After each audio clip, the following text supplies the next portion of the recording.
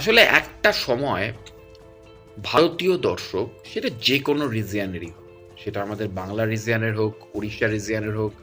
বা eastern India রিজিয়নে হোক, সেটা সাউথ ইন্ডিয়ান ইন্ডাস্ট্রিতে হোক, সেটা বলিউডে হোক, সেটা গুজরাটি ইন্ডাস্ট্রি হোক, মারাঠি ইন্ডাস্ট্রি হোক, যে কোনো ইন্ডাস্ট্রি হোক, পাঞ্জাবি ইন্ডাস্ট্রিতে হোক, প্রত্যেকটি ইন্ডাস্ট্রিতেই একটা সময় দর্শককে এত রিমেক খাওয়ানো হয়েছে, এত রিমেক খাওয়ানো হয়েছে,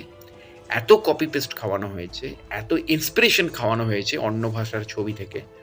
যে এখন আর দর্শক কোথাও যেন রিমেক আর নিতে পারে না। রিমেক শুনেই যেন দর্শক পালিয়ে যায়, এবং ওই ছবিটা আপনি যতই নতুন করে নতুন মাল মশলা দিয়ে নতুন কিছু দিয়েই বানান না কেন, দর্শকের কিন্তু আর মন টানে না।